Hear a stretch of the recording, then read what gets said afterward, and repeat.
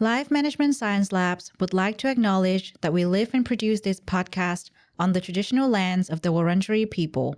We'd also like to acknowledge the traditional owners of the lands of our listeners and our international colleagues. We'd like to pay our respects to their elders, past, present, and emerging.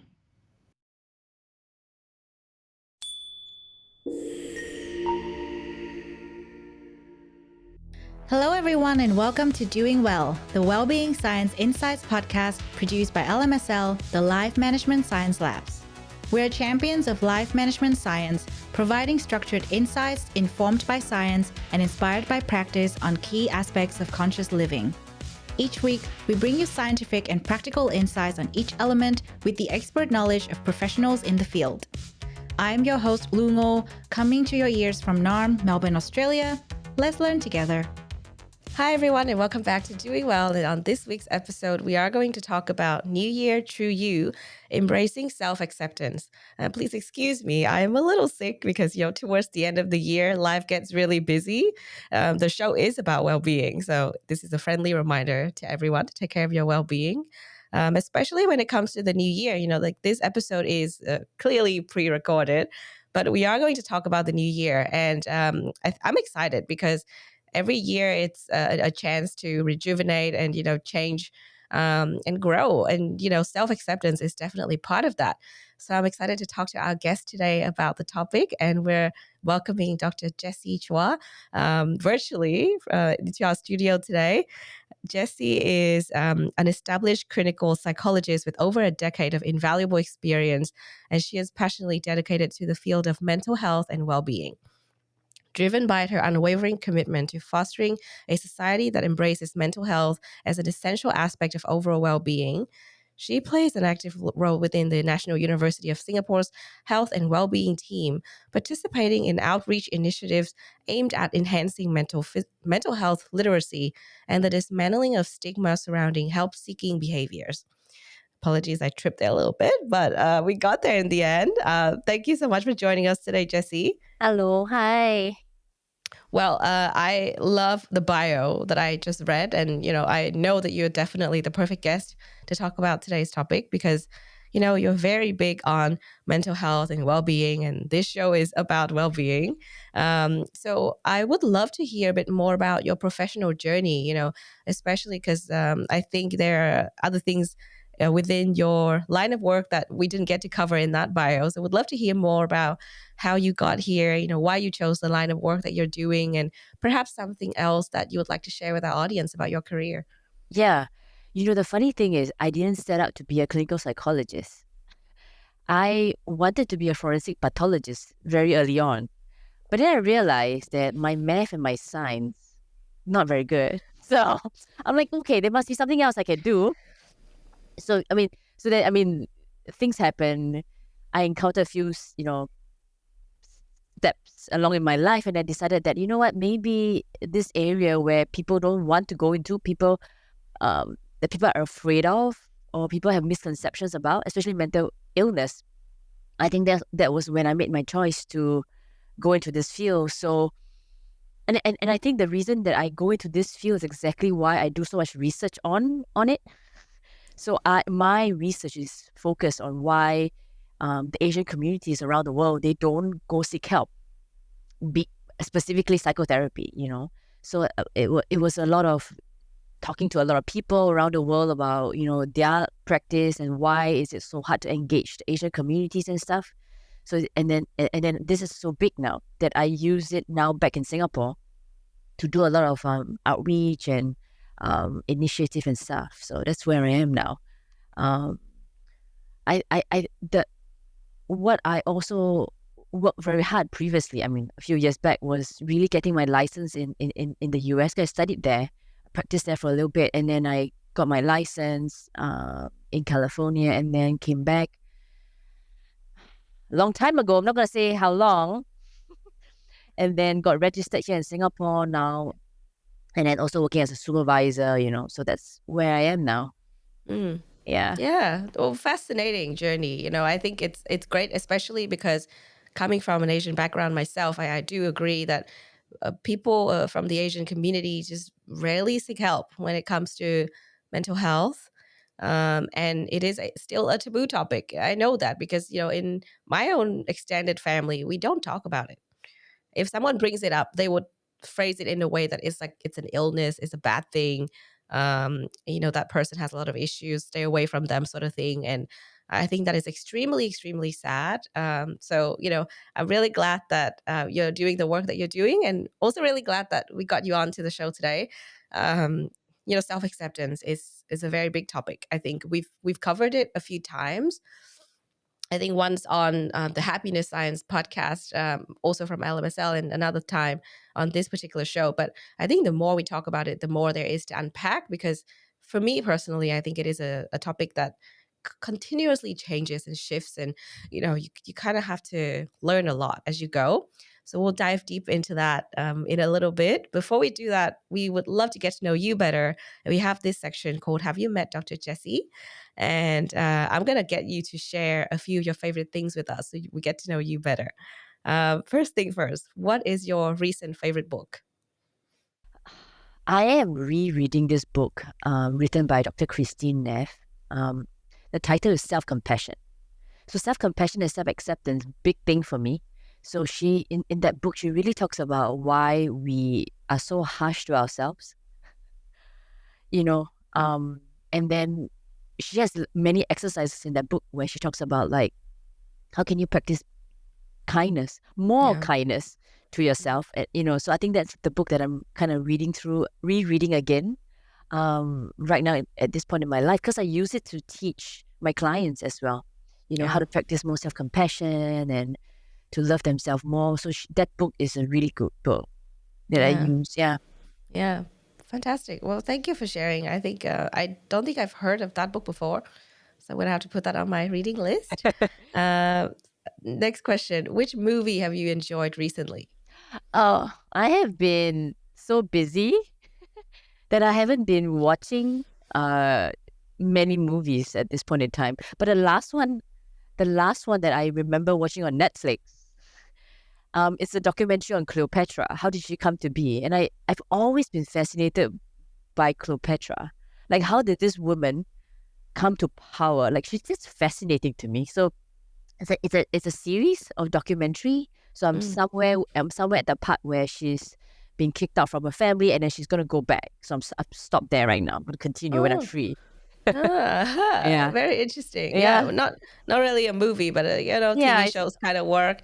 Yeah, well, I hear you. I haven't watched new movies lately, apart from the stuff that's been coming out at the cinema that I really have to see. Yeah. Anyway, so you're our podcast guest of the day, and fun fact is, a lot of our podcast guests actually don't listen to podcasts. Now, I wonder if you do, and if yes, what is your favorite one?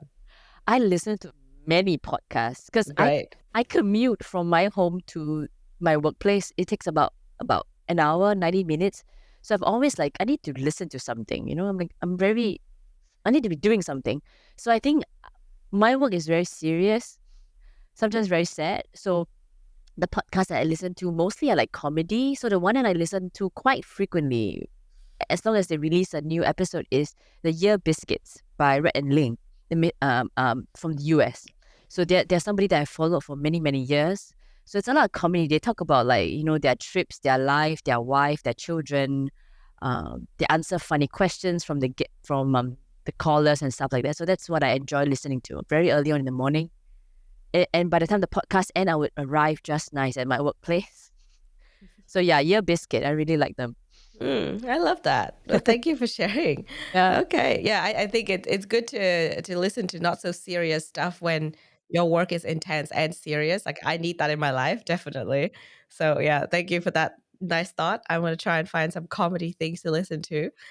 Okay. Now, do you have a role model? And if so, who is this person? Yeah, when I saw this question, I think the person that popped up into my mind was a supervisor that I used to have. She was really somebody that inspires me to become a supervisor like her. This was somebody that I met during my graduate school training, and in my last training, actually. So in my postdoc year, I met her, and she was somebody that really embodied self-compassion and acceptance. Really, she's just the concept, but come to life, So when she was teaching, when she was supervising, it was really embodying those values. And then when I'm doing the work myself, I find that, I have to be also very authentic and be really present with my clients, So I think she really helps, or maybe I would say she started my journey on this whole thing about compassion and self acceptance. So she would be one of my role model. Yeah. Yeah, beautiful. I love that. I love when people talk about their supervisors and people Yeah. that they've crossed paths with when they did their studies and beyond. It's just so inspiring. Like I think those people really help to shape who we are. Yeah, so I love that answer. And speaking of education, what is a course you've completed that has really inspired you? I would have to say something that I've done recently. So this is a course that I've done recently with he's a clinical psychologist, but over the years he started to go into organizational development, which is very closely linked to the work that I'm doing at the National University of Singapore, NUS for short. So he really talks about how the psychologists, when they go into an organization, how do we do consulting for them? Meaning, when the CEO or when like the directors or the head of department comes to the mental health profession and say, hey, the attrition rate is really high. I don't know why or what is causing my employees to quit. What's going on? Can you guys go in to do an assessment to see if it's well-being related? Could it be burnout? Could it be stress? Could it be like a lack of job clarity? Stuff like that. So we go in and do those consulting. So his workshop really opened my eyes to another aspect of what clinical psychologists can do versus just the one-to-one work that we are so trained and used to doing. So it was really eye-opening for me. And the way he conducted that workshop was fascinating. The way they facilitated it was really like, we went to the workshop, you just go into an organization made up, and he tells you the rules, the policy, the culture, and then we just work in that so-called environment. You get to understand how it's like to be at the bottom rung, so the employees, and then you get to be in the middle management, like the managers.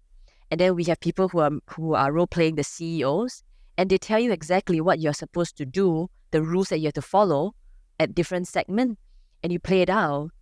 And then us, when we are doing that, we then start to develop a lot of compassion for the people above, like the constraints that they face, like the budget, the board of directors that they have to manage, and then the middle managers, they have to manage us, they have to manage up, and then the rest of us who are in like the bottom rung, like the pressures that we have, like the money, the financial stability, our families. So it was really eye-opening for me. I've never done something like that, so it really helps me to appreciate like organizational developmental work so much more. So that's really cool for me. Yeah, that does sound really cool. And, I think it is a big problem nowadays because, all organizations seem to be struggling with employees' well-being and, retention and things like that. And sometimes there are issues that people might just be too tired to voice or, too afraid to voice. And I think because we spend so much time at work, it is crucial that we understand how we can all play a part in this. But then again, it is a very big conversation that leaders need to have. Like we can voice our opinions, but at the end of the day, the decision makers need to make it happen. Now, let's talk about well-being and self-acceptance before we go down that rabbit hole of well-being at work. I think self-acceptance here is quite broad. So today we'll have fun discovering the different aspects of it. In the context of New Year, I think New Year is a time where a lot of people start to evaluate their well-being, how they've been doing the past year, how they plan to, work on their well-being next year. And it all starts with how we view well-being, right? So I would love to hear how you personally view well-being. This is, oh my God, we can talk hours on this, but I'm going to give you the short.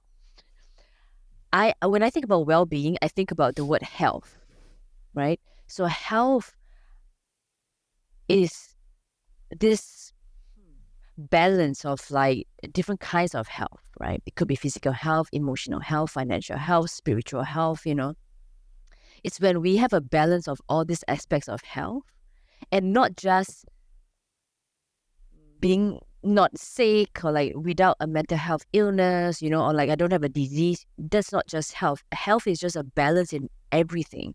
That would be how I see health. So when I think about well-being, I think about the person being healthy. That means having all these different aspects of health in balance, and then maybe a person who's happy, a person who is or who knows what they are going to do. So a sense of purpose in their life, I think. And also when they're stressed or when they are facing with triggers or challenges, they have a set of coping skills, effective ones at it, to cope with it, just to be clear, right? Effective ones. So that would be how I would define well-being.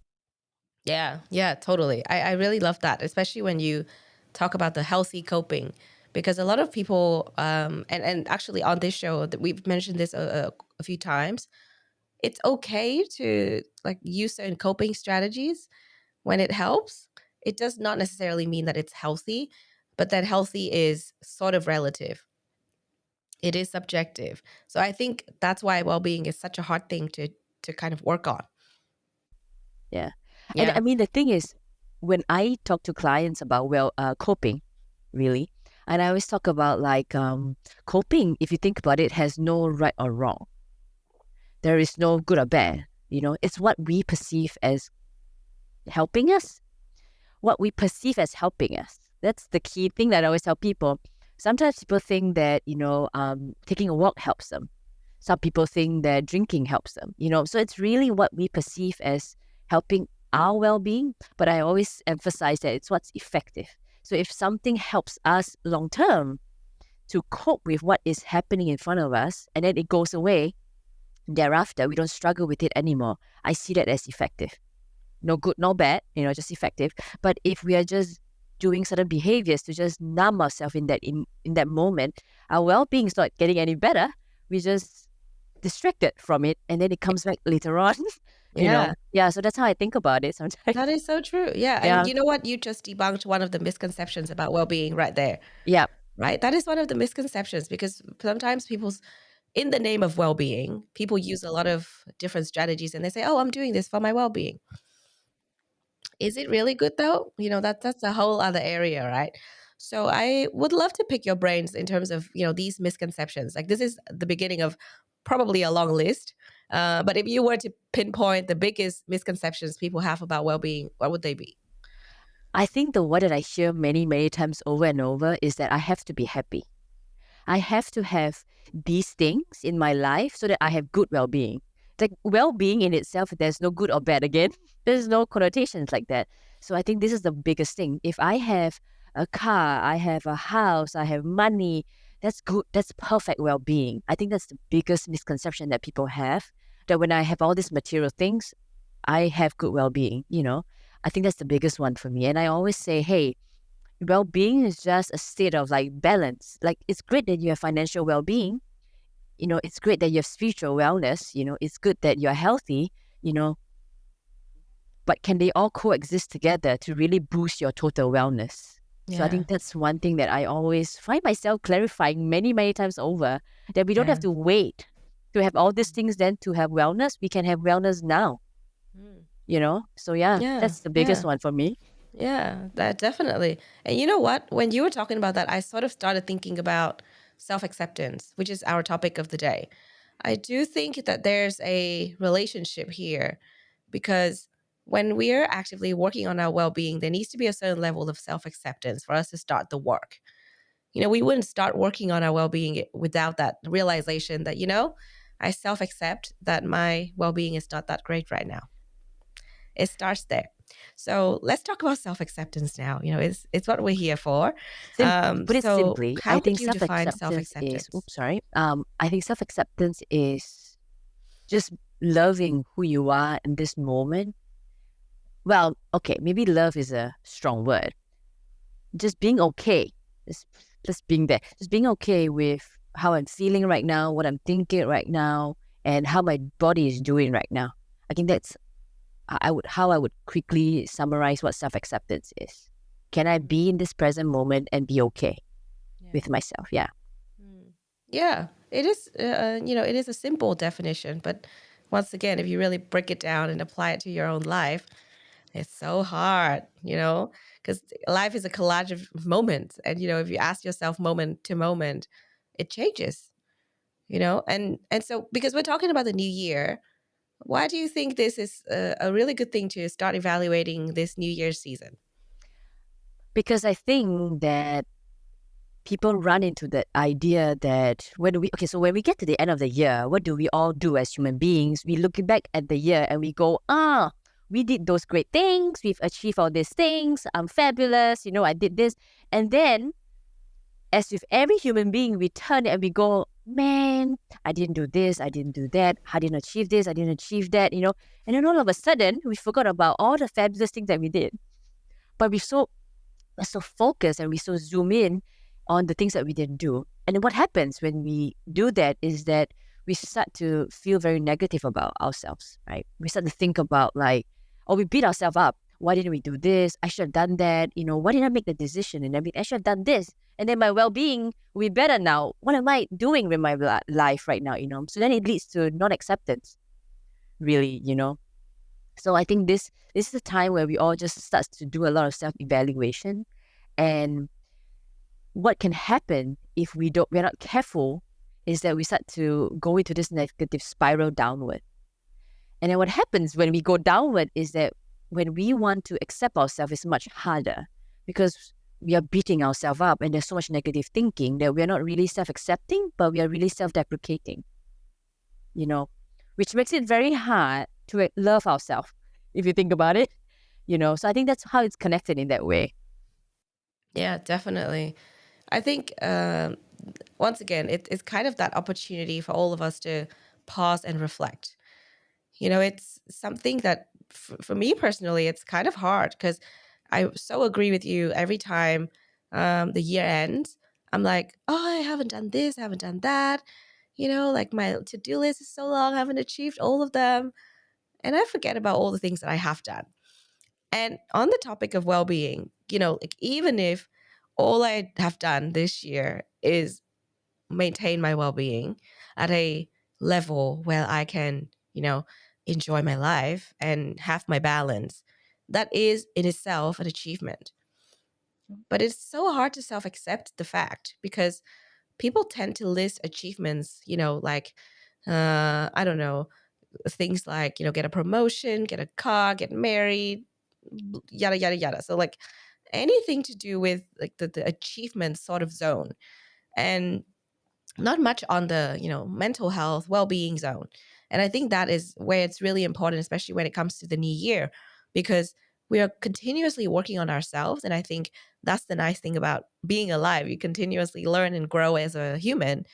And that's how you self-improve, but it's important to not forget about well-being when you're, working on that self-improvement. So our research team sort of pointed out this aspect of the self-improvement trap when we started looking at self-acceptance. So how would you define this self-improvement trap, and what are the consequences, especially related to self-acceptance?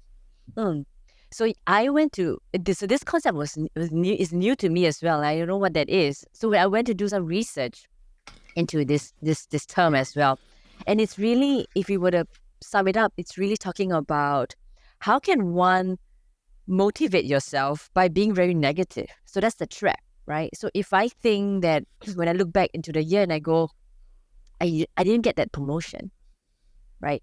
In our mind, there's two ways to interpret that. One is I'm very lousy, that's why I didn't get it. Or you know what, maybe because I missed the mark on this thing, I'll try again next year, right?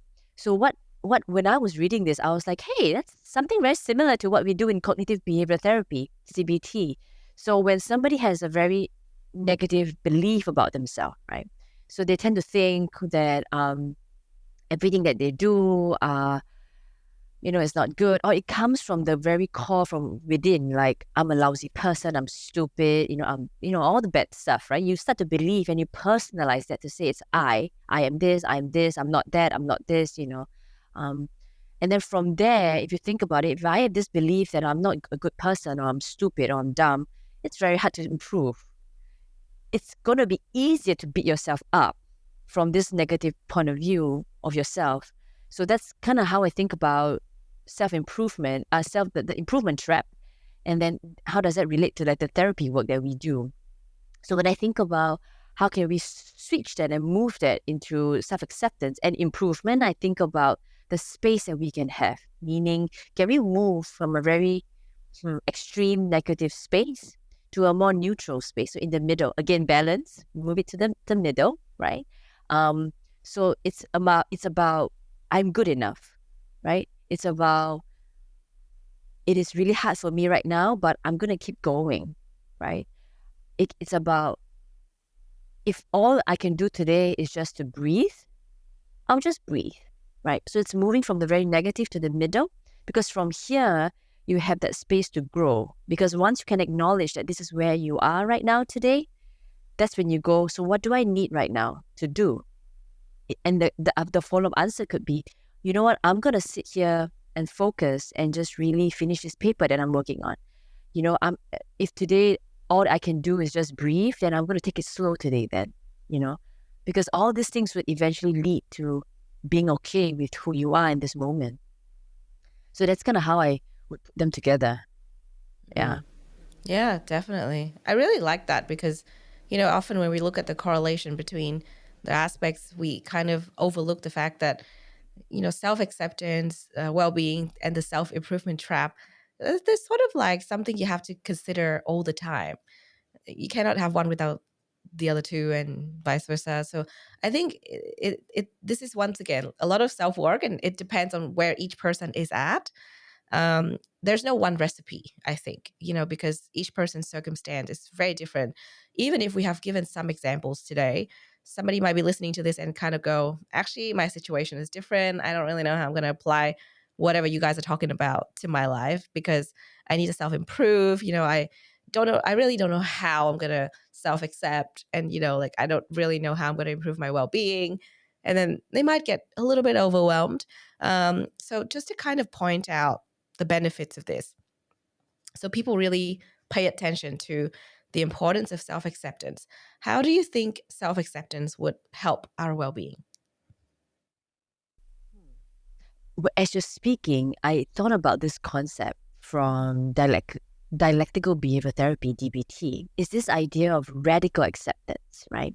So what does this mean? So radical acceptance, so the word radical just means completely, totally, fully, you know? Acceptance just means that, okay, this is where I am right now, right? So for example, a chair is called a chair. I'm not going to fight and call it a different name. It's just a chair. So radical acceptance means, can you accept completely, fully what's happening in front of you right now? So when I think about well-being, I think about radical acceptance, because if we want to be okay with where we are right now, if we want to be okay with who we are right now or where we are right now, I think it takes a lot of practice of radical acceptance. When stresses come by or when we are experiencing negative thinking, are we able to say, okay, today my mind is all over the place. This is not who I am. It's just where I am right now. It's temporary. It'll pass, right? Can I accept that I'll be here for a while? It's just a phase, right? Yeah. And that's where radical acceptance come in. Are you able to identify when these thoughts come by? Are you able to accept that these feelings are triggered because of these thoughts? Are you able to be present with all the sensations that come with the body or to the body, with the feelings and the thoughts that it brings to you? Because when you are able to sit in that moment and say, I can just be here right now and just experience all these things, I don't have to run away, knowing that all these things are a human moment, right? Because emotions are a human experience, right? Suffering is optional. That's what Dr. Marsha and Linda had always talk about in DBT. Suffering is optional. Suffering is when we fight what is happening in front of us, right? So when it's hard to accept what's happening, it's hard to accept what's happening. And that's acceptance also, you know.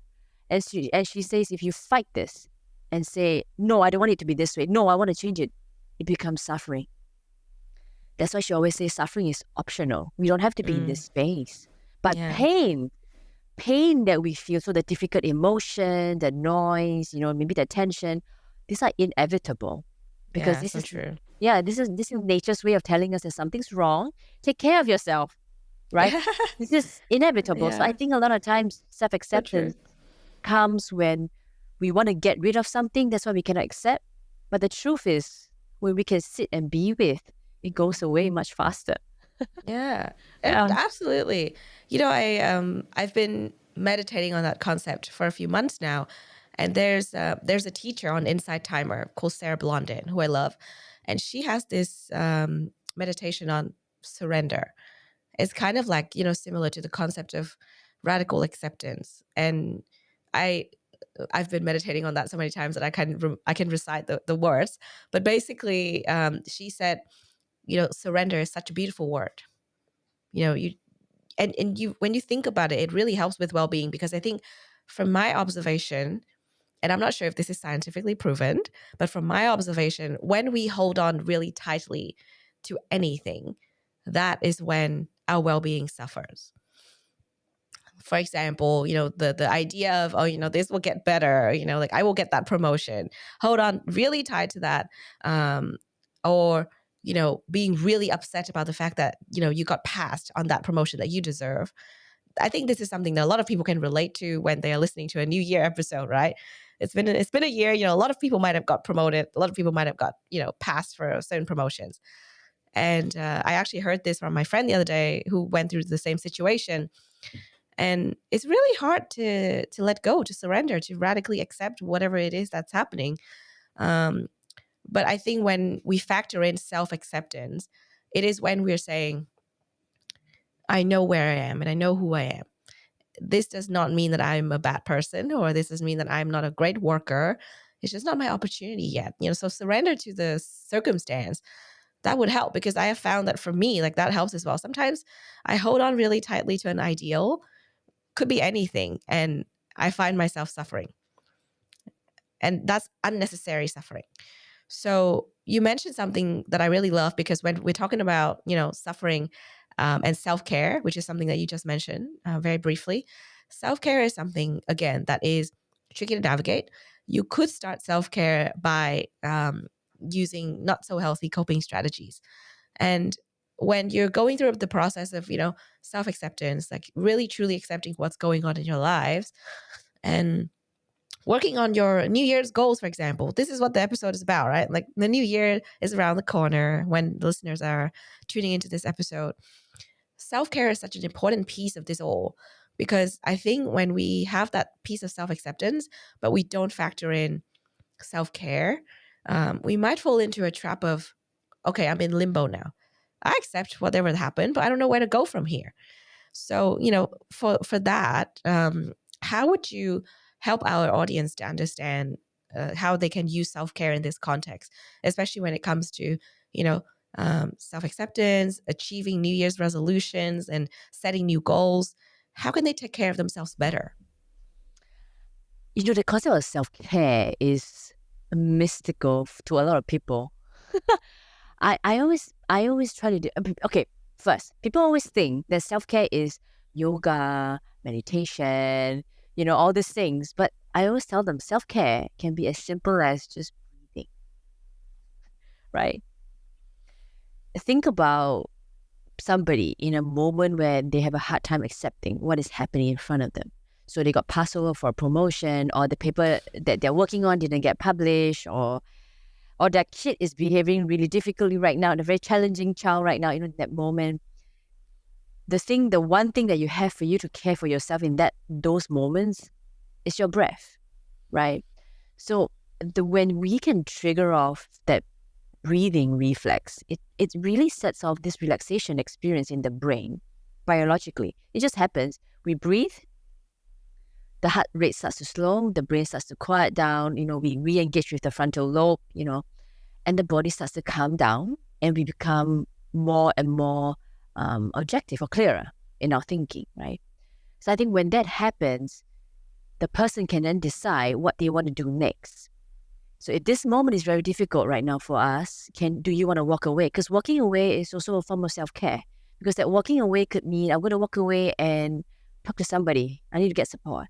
Walking away can mean I'm going to get some water, clear my mind, and then come back,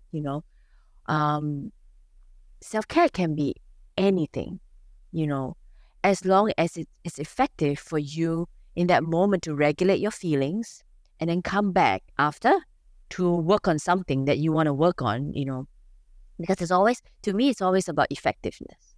Does this action that I'm doing help me to deal with what is happening in front of me right now? So if this particular coping skill helps and is effective, when I come back to the task or whatever the stressor is I'm facing, there is so much more cognitive space in me to say, this is really difficult. I know I need to get this done. I know this is really difficult, but can I try to do this for 15 minutes and then I'll see what I want to do next, Because this all are self-acceptance really, of the moment and in the moment, And I think one thing that I was triggered as you were sharing just now is the idea that if I cannot accept, then so be it. So be it. Because that's also a form of self-care to say, this is really hard. I don't think I can deal with it right now. Maybe later I'll come back to it. Because this is also caring for yourself in terms of boundary, right? Because all of us have internal boundaries too. Yeah. It's just not the right time. Then okay, let's move away. I'll come back maybe next week, next month. I don't know, or next 5 minutes, and then I'll come back to it again. So self-care is really just, again, I think maybe it's the influence of self-compassion. So I use this word a lot. So it's really loving yourself, right? If you can love yourself so much, you wouldn't harm this body, this mind of yours, because you love yourself so much, So that's kind of how I think about it. Yeah, definitely. I really love that. Boundary is an important thing, but also really hard to set, because I don't know about our audience, but I'm a classic people pleaser. It's hard for me to set boundaries. Still learning, it's hard. It's a learning curve for sure, especially when it comes to well-being. And I think for a lot of our audience, New Year's is the time where their boundaries are really tested because they will reunite with their extended family, just like myself. They are going to go out with friends they haven't caught up with in a while. They're going to do activities with relatives that, they might find hard to navigate. So I think that's a great tip that you just gave our audience there. And I think we've covered quite a bit of theory in this podcast so far. So now let's get practical. We have this practice section where we talk about a practice that we would recommend to our audience, as particularly your practice. If you have a personal practice you would like to share, that's great. If not, we would love for you to recommend something simple that our audience can try to start embracing self-acceptance. I think the one that I do myself and I also get my clients to do, it's very cliche. Okay, it's cliche, but it works. And then, again, I do this for myself too. So it's the gratitude checklist. It's a gratitude checklist.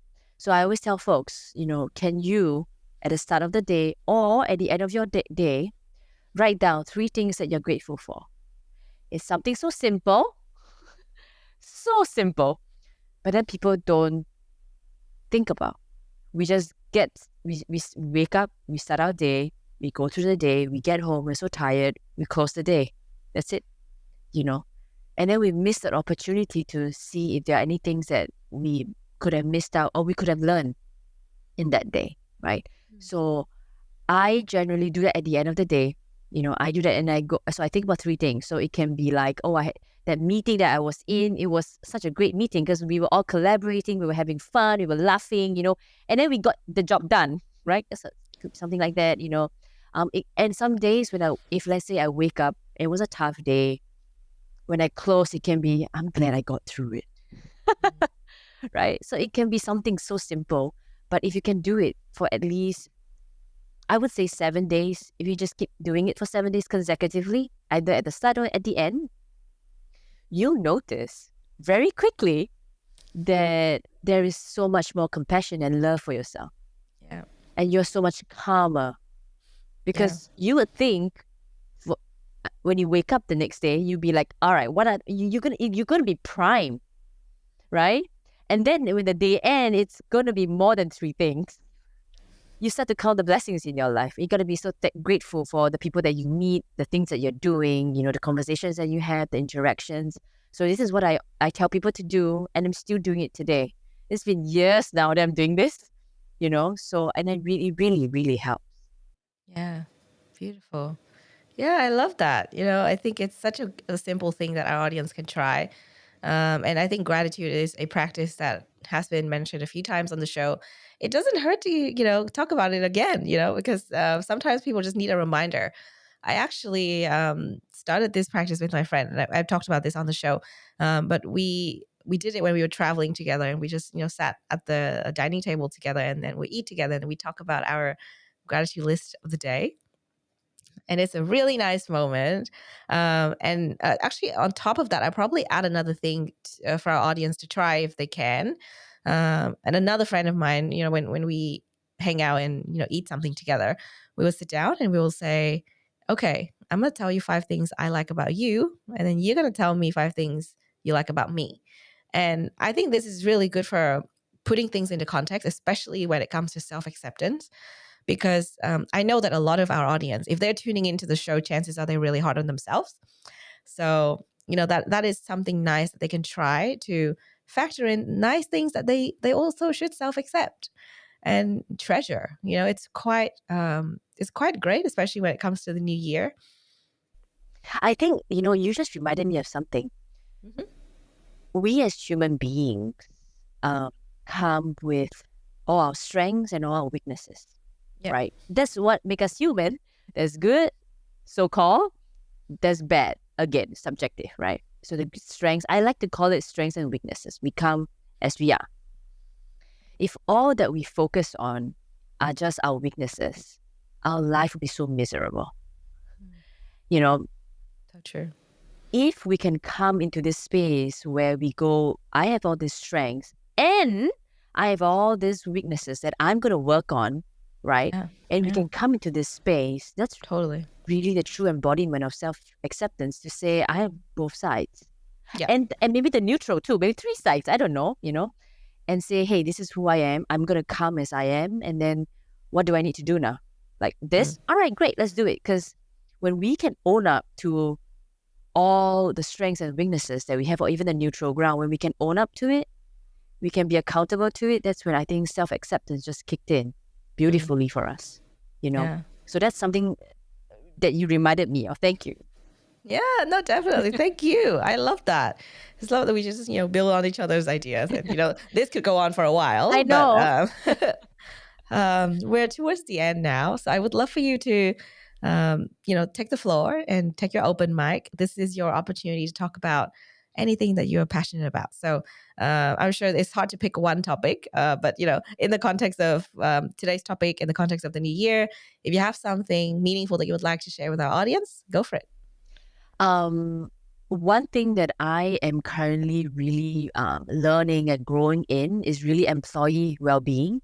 So working in a big organization, how do psychologists like ourselves, we go into an environment where it's not like the typical clinical one-to-one therapist client situation where we work on trauma or phobias or chronic mental illness and stuff like that. It's really shifting into positive psychology.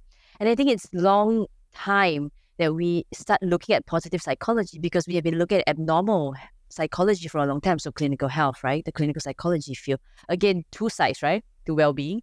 So I think I'm really excited that now I'm in this space with at my work at NUS to really think about with our directors, who go out into a lot of conferences or even just within NUS to really present on well-being of staff, our staff. The employee well-being. And I think this is something that he tells us that many organizations around the world, or even in Singapore, where I'm based right now, do not have. They don't have a team of psychologists to look into culture, into well-being, to help really improve the efficiency and productivity of employees, So I'm going around the campus nowadays, giving well-being talks, on conflict management, on stress, relaxation, mindfulness, all the fun stuff, that we're talking about, sharing with a lot of the employees that that I found really shocking that a lot of people don't know. They don't have this concept like, I need to care for myself. Like I just care for everybody else. I don't need to care for myself. So I think this was fascinating for me. I hope that, more organizations around the world would think about this idea of having a well-being team in the organization to really help to boost employee well-being, because your employee is your resource. If you don't take care of your resources, I mean, who's going to work and do the job that you are paid your clients, I'm paying to your clients, So you want to really take care and focus on well-being of your employees. So that's kind of where I am right now. It's something very new to me, but I'm very excited about right now. Yeah. Well, beautiful. I love that.